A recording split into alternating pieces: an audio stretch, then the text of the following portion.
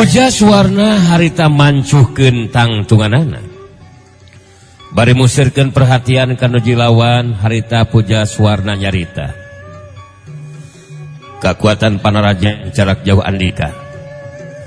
Memang leuwih punju Kiragabaya. Tapi lain ngandung harti kaula geus ere jajaten. Sabab ieu ijen jajaten tacar lekasan Kiragabaya. Jadi ayeuna mah giliran Andika anu kudu maju narajang Kirabaya. Buktikeun kekuatan jeung kemampuan Andika pikeun ngungkulan Anjilawan. Jadi ku dewek ayeuna anu maju narajang. Sok. Hade ku dewek eta hayang silaing bakal dicumponan Pujawarna. Dewek bakal maju narajang. Ditaukur ngagunakeun jurus jeung kekuatan talagala pisan wungkul. Tapi panarajang dewek bakal dibarengan ku kekuatan batin. Itu na tanah siapa rajang dewek. Hayya curema cilung Kiragabaya maju narajang. Angin semeran panarajangna nebak kuat karena badan lawan. Saukyuk wush. Waktu panarajang lawan datang harita sajengkal deui panarajang kena kana sasaran. Harita Jirim Puja Suwarna ngiles leungit. Saukyuk wish las. Jirim Puja Suwarna ngiles leungit. Kirabaya henteu kageteun sigana teh. Harita mancukeun tangtunganana baritus carita. Silaing montong pamer kakuatan bisa ngiles ka leungit Puja Suwarna. Silaing sakudulang ngarti dewek montong disarwakeun jeung si Manik deuleu murid dewek. Sanajan silaing bisa ngaleungit sabab dina panarajang dewek anu ngadua kalian masih lain geus moal bisa ngagunakeun eta kakuatan. Jirim Puja Suwarna harita geus ngajanteng nangtung dilebah kencaeun badan lawan dina jarak 4 lengkah ti Kirabaya anu harita langsung Kirabaya ge ngagilirkeun badana ka belah kenca bangun anu geus nyaho Puja Suwarna aya di lebah mana.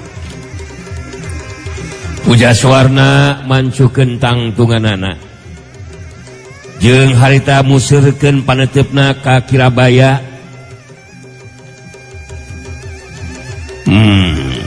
Andika teu kudu terus-terusan ngumbar caritaan Kiragabaya. Dina ieu ijen jajaten lain rek karebut catur, tapi pada ngabuktikeun kakuatan jeung kemampuan masing-masing. Kaula rek ngagunakeun kakuatan naon bae ku Andika kudu bisa diimbangan. Ceuk deweke silaing rek ngagunakeun kakuatan ti alam gaib anu katinggalina ku bangsaning manusia sejen mah aneh ke dewek mah moal bisa kapangaruhan ku kakuatan anu katu patut deuleu. Ayeuna ku dewek bakal dibuktikeun kakuatan silaing anu mampu ngiles ka leungit.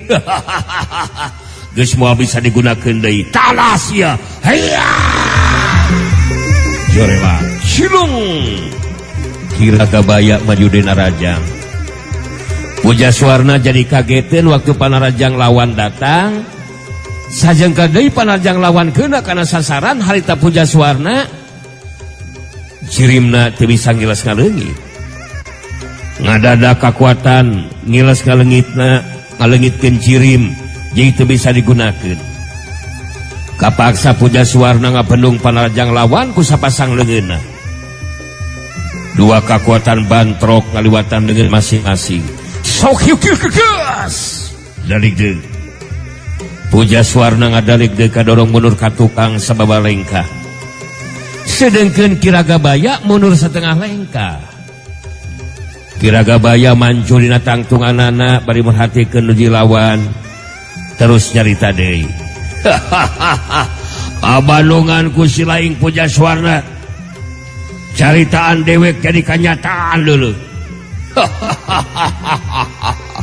Silaing geus teu bisa ngagunakeun deui kakuatan ngalingkeun jirim mangsa bantrok kakuatan silaing anu kadorong mundur ka tukang anu matak geus bisa dipastikeun silaing moal mampu ngimbangan kakuatan ilmu anu digunakeun ku dewek Puja Suwarna. Pujasuarna anu geus mancukeun tangtunganana merhatikeun nuju lawan betos nyarita. Kayan kaula anu kadorong mundur ka tukang. Mangsa ngabendung panjang lawan teu bisa dijadikeun jemina. Kaula bakal kasoran eleh jajaten ku Andika Ragabaya. Jadi Andika tong wakamastikeun geus unggul. Sabab ieu ijen jajaten tacanakasan.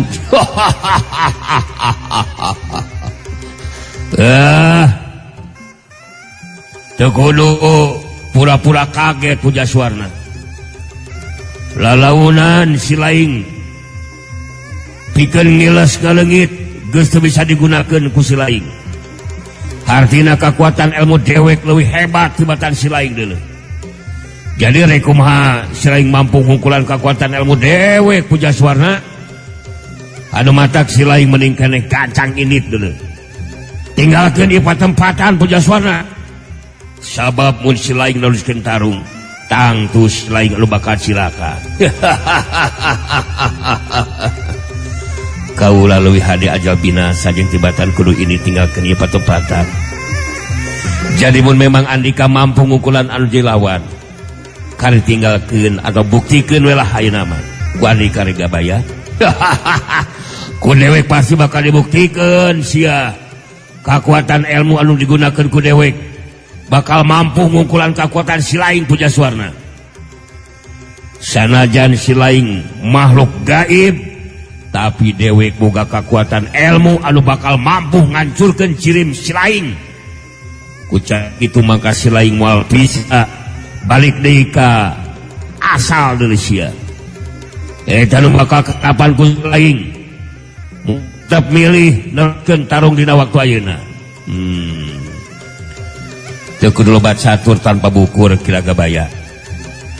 Mun memang ngarasa mampu pikeun ngungkulan, memang bakal mampu ngungkulan anu jadi lawan, sok da buktikeun ku Andika. Kaula moal rek tinggalkeun ieu tempat.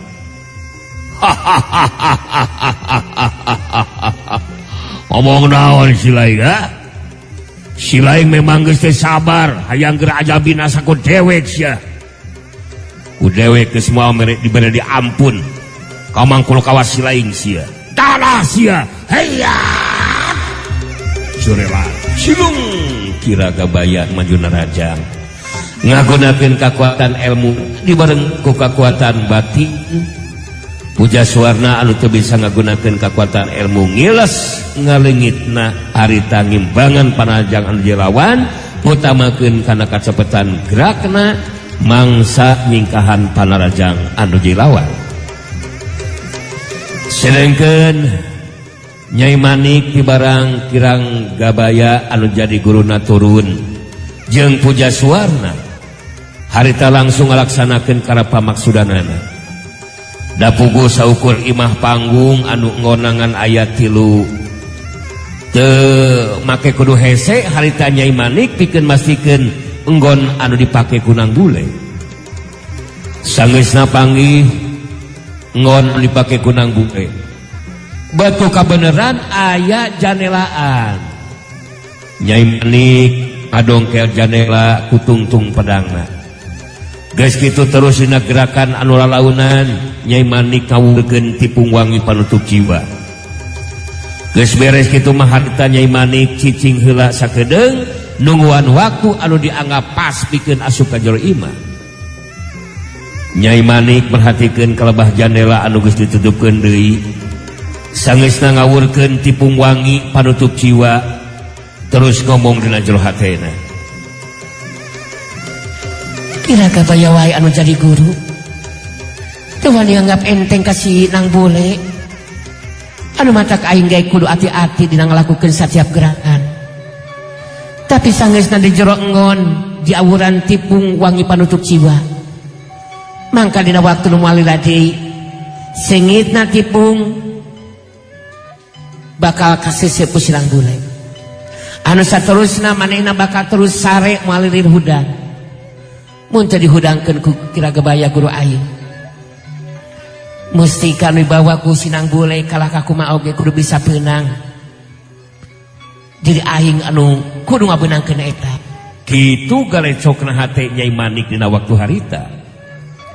Da puguh geus boga pangalaman mangsa ngagunakeun tipung wangi panutup jiwa. Harita Nyai Manik geus bisa mastikeun ngeunaan waktu anu pikeun asup ka Jor Imah. Sameme asup ka Jor Imah Nyai Manik anu masih keneh aya di luar digigireun ngon anu dipake ku Nang Bule. Harita nyerenge istri sorangan. Sakumaha hebatna ilmu silat Nang Bule. Kangaranan ayeuna geus nyesep seungitna tepung wangi panutup jiwa mah. Manehna bakal terus teu sabar. Maneh bakal terus tibra bisa dihudang lilir tina sarena iwati kudu kukira bahaya guru aing. Geus waktuna ayeuna aing asup ka Jor Imah. Geus kitu mah harita Nyai Manik terus muru asup ka Jor Imah. Sangeusna aya di jero imah langsung harita Nyai Manik muru ka jero enggon nu dipake ku Nang Bule. Barang asup ka jero enggon katingali Nang Bule dina kayaan nangkarak bari sare tibra tepikeun ka kerek sagarupa. Da puguh seungitna dupa wangi panutup jiwa geus kasesep ku napasna Nang Bule. Nyai Manik anu geus bisa mastikeun kaya Nang Bule anu keur sare tibra geus aya dina pangaruh kaampuhan tipung wangi panutup jiwa. Harita teu asa-asa deui ngagaradah mustika tirta talaga warna. Barang ningali dina balik baju Nang Bule dina lebah dada kenca aya anu napal nyata cupu asta warna tea.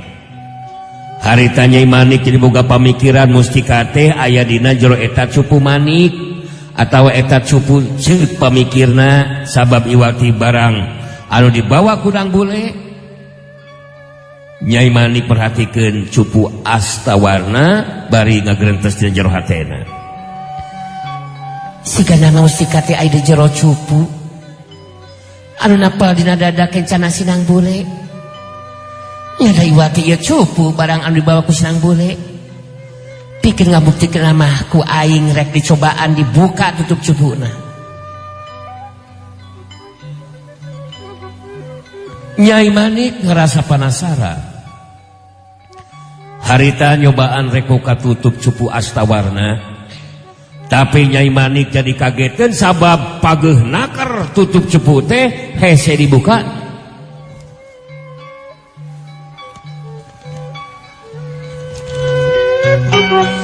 Malah nyobaan ngagunakeun kekuatan lapisan kana leungeun katuhuna nu dipake tutup atau nutup cupu tapi weleh henteu bisa dibuka. Nyai Manik anu daku digigireun Nang Bule anu ngagoler tepikeun kangesang hayang bisa muka tutup cupu astawarna tapi weleh henteu bisa kabuka. Kajurung ku rasa penasaran harita Nyai Manik mesat pedangna. Page pisan teu bisa dibuka tutup cupu teh. Aing jadi bagi tambah yakin di jero ieu cupu sigana mah mustika teh hayangnya dicoba arek dicokel aku ku tungtung pedang ieu. Asa pilaku teu bisa dibuka. Ngagunakeun tungtung pedang harita dipake nyokel tutup cupu astawarna. Tapi weleh pageuh teu bisa dibuka. Nyai Manik ngahulang bari merhatikeun cupu astawarna anu napal pageuh dina dada beulah kenca Nang Bule. Harita Nyai Manik ngomong sorangan. Edan. Pageuh-pageuh teuing tutup cupu teh. Dicokel ku tungtung pedang oge tetep teu bisa dibuka. Jeung meuni napal pageuh deui ieu cupu teh dina dada beulah kenca si Nang Bule. Aing jadi penasaran. Mending kali dicokot cupuna we ayeuna mah. Nya bener ah. Mending dicopot cupuna. Kudu disisit ieu mah ieu dada si Nang Bule na. Karek bisa beunang ieu cupu teh. Nyai Manik harita jadi boga pamikiran hayang nyokot cupu astawarna anu napal pageuh dina dada beulah kencana Nang Bule. Malah tepikeun ka disisit kulit dada Nang Bule bakatku hayang nyokot cupu astawarna. Tapi kasegetan pedang digunakan ku Nyai Manik tetap henteu mampu dipake misalkan cupu astawarna anu napal pageuh dina dadana Nang Bule. Nyai Manik sabaraha kali ngagunakeun kakuatan talaga lapisan marengan pedangna anu hayang nyokot cupu astawarna anu napal pageuh. Nyai Manik tepikeun ka renung ku kesang tarang jeung beheungna tapi weleh tetap teu bisa dibuka cupu astawarna napal pageuh lir upama anu ngahiji jeung kulit dadana Nang Bule. Edan bener-bener kasekitan pedang aing ge teu mempan dipake nyisit kulit dadana si Nang Bule. Ieu cupu siga anu ngahiji jeung kulit si Nang Bule. Aing tepikeun ka ngesang kieu tapi tetep teu bisa aing nyokot ieu cupu. Ningali kana kaya nu saperti kieu mah sigana kudu kiragabaya guru aing anu bakal mampu nyokot ieu cupu pasna oge di jero ieu cupu teh musika cita talaga warna. Nya kudu ku guru aing yang nyokot da ku sope mah cantang teu bisa. Aing kudu ngabejaan kiragabaya mun kieu mah. Mudah-mudahan geus bisa ngungkulan si Pujawarna. Nyai Manik akhirna mah jadi terus muruk keluar deui ti jero imah geus ngarasa taak sigana mah. Upaya tetap gagal. Barang geus kaluar ti jero imah harita Nyai Manik jadi musirkeun perhatianana kana tarung anu lumangsung. Pujaswarna anu ngarobah cara tarungna nyata leuwih ngutamakeun kana kacepetan gerakna. Ngajarikeun kirabaya tatan bisa nibankeun kakuatan. Nibankeun kakuatan panarjangna kana anggota badan lawan. Sauhyuk. Datang ni panarjang kirabaya. Jorelat pros. Pujaswarna ngajorelat pina tempat. Kirabaya jadi keseleun sabab nuji lawan nyingkahan bantrokan kakuatan. Pujaswarna henteu ngabendung panarajang nuji lawan. Kirabaya ngeureunkeun heula panarajangna, mancukeun tangtungan bari musirkeun perhatian ka nuji lawan terus carita. Jada si laing teu mampu malas narajang jeung ngabendung panarajang dewek Pujaswarna. Kabuktian si laingan saukur bisa ngandalkeun kacepetan gerakan deuleu bangsa nyingkahan panarajang nuji lawan. Artina si laing sabenerna mah geus aya di pihak anu kadese Pujaswarna. Kituna teh sabab si laing geus bisa ngukur kakuatan dewek lebih hebat ti kakuatan si laing deuleu. Saukur kieu patut kakuatan si laing teu mampu imbangan kana kakuatan dewek. Sakina geus teu mampu mah si laing mending keneh tinggalkeun we ieu patempatan Pujaswarna. Ontong maksakeun maneh neruskeun tarung deuleu. Pujaswarna malas teutepan nuji lawan bae nyarita. Andika teu kudu ngamasalakeun cara kaula dina ijen jajaten ngawenan Andika Kirabaya. Anu jelas tepikeun ka ayeuna kaula masih tetap mampu ngalayanan dari Andika. Malah kaula tepikeun ka ayeuna tacan bisa diungkulan ku anu jilawan. Kayaan si laing dina lumangsuna tarung ngan saukur micenan waktu teu puguh deui sia Pujaswarna. Sabab si laing lain bae teu wani bantrok kakuatan jeung kakuatan dewek, tapi si laing geus teu mampu males narajang ka jilawan.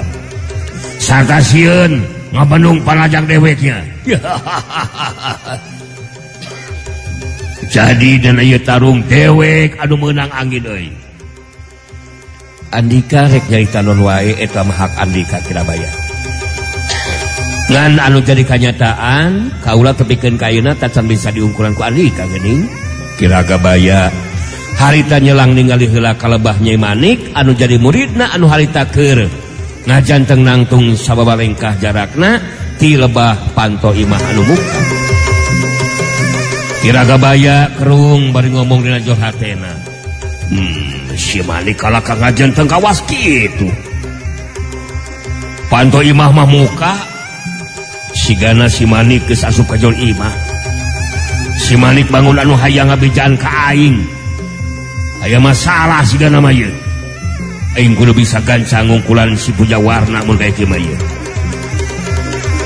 Ki Jagabaya nangtukeun sikepna supaya bisa sagancangna ngungkulan anu dilawan. Ki Ragabaya musirkeun paneutepna ka dilawan bae nyarita.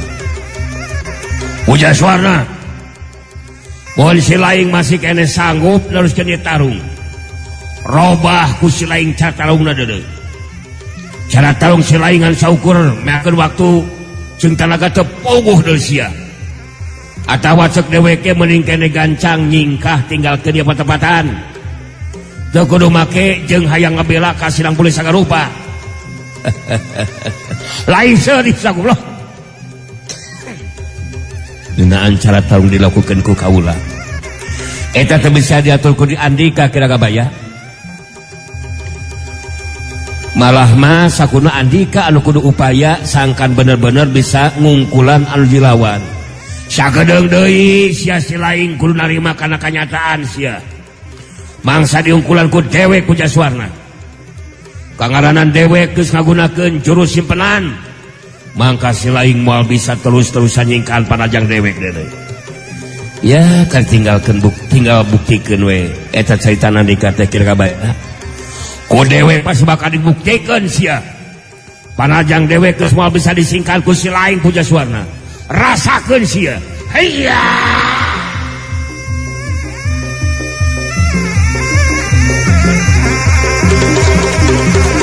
Joreman silung Ki Ragabaya maju narajang ngagunakeun jurus simpenan dibarengan ku kakuatan batina. Saperti tadi deui bae Pujaswarna leuwih ngutamakeun kana kacepetan gerakna mangsa nyingkahan panajang lawan. Tapi Pujaswarna jadi kagetan sabab aya parobahan anu teu bisa disingkahan ku dirina. Lain kecepatan gerakan Ki Ragabaya anu leuwih punjul, tapi kecepatan gerak Pujaswarna harita ngadadak jadi gejed gerakanana. Dina kayaan seperti kitu panarajang Ki Ragabaya kapaksa daek teu daek harita kudu dibendung ku Pujaswarna. Sedengkeun Ki Ragabaya dina nibankeun panarajang dilakukeun waktu panarajangna dibendung ku anu dilawan. Saukyuk wush tegas gese waktu sababaraha detik disanggeusna panarajang dibendung ku anu dilawan harita sapasang leungeun Ki Ragabaya harita pilih genting ngahantem kana dada lawan. Saukyuk tegas Pujaswarna ngageronahan ka nyeri bari ngadalik deuk belut ka tukang sababaraha rengka. Tapi Pujaswarna gancang harita mancukeun tangtunganana. Kajadian saterusna harita Pujaswarna ngakibegeun badana. Kanyeri dina lebah dadana anu kabeunangan ku panajang lawan saharita leungit rasa kanyerina. Ki Ragabaya kerung rada kageteun oge ningali Pujaswarna sangeusna ngakibegeun badana. Kaayanana jadi teu sakara-kara bangun anu teu ngarasakeun kanyeri. Ki Ragabaya musirkeun paneutepna kana jilawan bari nyarita. Si Laing coba-coba menerkeun kakuatan anu mampu nolak rasa kanyeri dina anggota badana. Anggota badan nu kabeunangan ku panajang dewek deuleu sia. Dewek jadi penasaran hayang nyaho rek tahan tapikeun ka iraha si Laing dina nolak rasa kanyeri mangsa kabeunangan ku panajang dewek. Kaula boga hak naon sia hak boga hak pikeun ngalakukeun jeung ngagunakeun kakuatan naon bae pikeun ngimbangan kakuatan panajang Andika Ki Ragabaya. Leuwih hade ayeuna mah gunakeun kakuatan panajang Andika anu sakirana bakal mampu dipake pikeun ngungkulan anu jilawan. Si Laing memang boga keneh kakuatan panolak rasa kanyeri kitu mangsa kabenangan ku panajang nu jelawan. Tapi eta kaayaan moal bisa lila digunakeun ku Silaing Pujaswarna. Kalah kumaha oge Silaing kudu ngaku kana keunggulan dewek deureu. Kaula bakal ngaku kana keunggulan Andika. Mun geus henteu mampu pikeun nuliskeun ieu tarung atawa tapikeun kaajabina saku Andika. Jadi ayeuna mah gunakeun kekuatan panarajang nu hebat ti Ragabaya. Silaing nangtang hayang geura jadi pecundang sigana mah Pujaswarna nya. Kurang ajar sia. Ku dewek bakal dicumponan eta kalap hayang Silaing. Tadah panarajang. Iya. Joremat. Silung ki Ragabaya maju dina rajang ngagunakeun jurus simpenan anu kadua dibarengan ku kekuatan batina. Pujaswarna anu kacepetan gerakna jadi teu bisa labas lantaran gejed pengaruh kekuatan ilmu ki Ragabaya. Harita eueuh deui pilihan sejen kajabat ti kudu ngabendung deui panarajang anu jilawan. Saukyuku sirkeus saperti deui wae geus waktu sababaraha detik disanggeusna panarajangna dibendung ku anu jilawan. Harita sapasang leungeun ki Ragabaya ngahantam deui kana anggota badan lawan. Disusul ku tajongan suku Katuhu anu ngarah kana kekemplong lawan. Satu jebruk geus dipungkas ku panarajang tajongan. Satu jebruk geus. Pujaswarna ngageronahankan nyeri bari ngadalik-deg deui bari mundur ka tukang sababarengka. Pujaswarna mansukeun deui tangtunganana. Saterusna ngakibegeun di badana. Tapi Pujaswarna jadi kaget dan sabab rasakan nyeri jadi teu bisa leungit. Anu kabenangan ku panarajang tetap nyeri.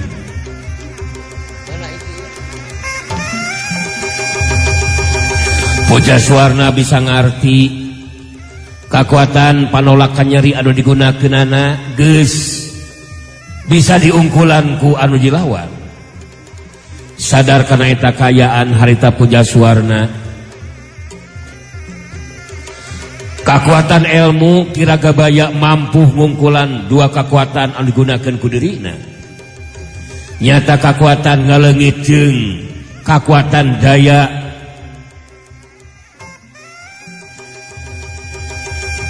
caritaan anu ngandung rasa percaya diri harita ngumbar caritaan.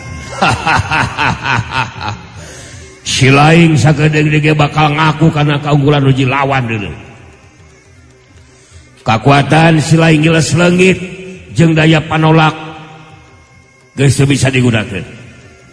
Sabab ditutup ku kekuatan ilmu dewek. Eta kanyataan untuk bisa disingkan ku Silaing dina waktu ayeuna Pujaswarna. Anu matak Silaing teu kudu maksakeun maneh terus ke tarung deuleu sia. Pujaswarna anu kungsi ngabantu nulungan Rasanti jeung Sandika waktu keure di paguron rintang jagat rek dihukum gantung anu satusna Rasanti jeung Sandika bisa ngaloskeun diri. Parang dina peuting harita ngabantu Nang Bule mah tetela di luar dugaan. Kudu ngayunan ki Ragabaya anu mibana kekuatan ilmu anu tetela mampu ngungkulan dua kekuatan andalan Pujaswarna nyata kekuatan ngeles leungit jirim jeung kekuatan panolak rasakan nyeri. Tapi Pujaswarna geus boga pikeun sakuatan naga ngabantu ka Nang Bule sanajan kudu bari narohkeun kasalamatan dirina. Pujaswarna museukeun paneutupna ka ki Ragabaya bae terus nyarita dina sikepna anu tandas. Kaula geus nandeukeun ka Andika. Naon anu bakal tumiba dina mangsa ngabelas Nang Bule. Uderi kaula bakal ising hareupan. Jadi Andika teu terus-terusan ngancam ka kaula. Maka jeung kudu ninggalkeun ieu patempatan ki Ragabaya. Kaula bakal tetep sakuatan naga upaya pikeun ngungkulan jeung kemampuan dari Andika. Jadi demi ngabela si Nang Bule si lain bakal tetap korbankan diri, si lain memang belagu Pujaswarna. Mun kitu mah ku dewek bakal dianggeuskeun ieu tarung Pujaswarna.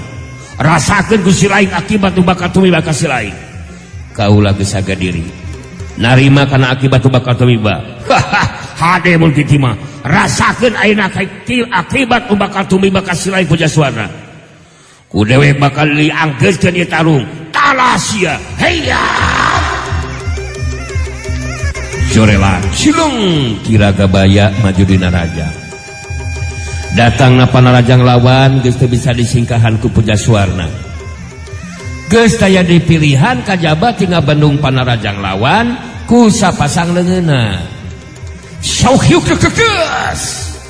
Kajadian saterusna geus waktu sababaraha detik. Tisanggeusna panarajang di Bandung ku anu dilawan.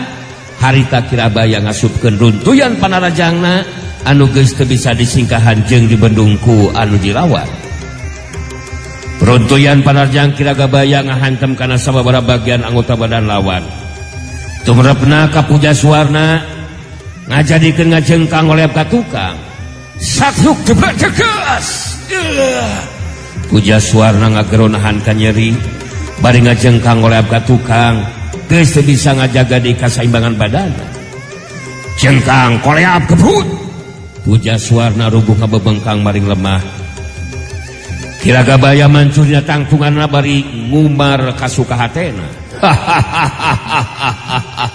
Karasa ku si laing si laing geus moal mampu neruskeun ditarung Pujaswarna. Kayan si laing anu geus roboh katibanan ku kakuatan panajang dewek. Ngan kali tinggal sakai deui dewek ngalakukeun panajang dina kakuatan anu leuwih hebat. Mangka kayan si laing bakal hancur dari sia. Geus moal bisa pulang ke tempat asal. Jadi si laing bodoh jeung belagu sabab ngorbankeun diri demi ngabela Sinang Bule. Hasok hudang si laing. Lamun bener sok keneh pikeun deui tarung Pujaswarna. Pujaswarna masih keneh ngagoler, can wa kabisa ngoneal hudang. Dina kayaan keur kitu harita Pujaswarna jadi ngadenge sora Sanghyang Bagaswarna anu nyarita. Anu tangtuwe ngan saukur kadenge ku Pujaswarna sorana Sanghyang Bagaswarna dina waktu harita.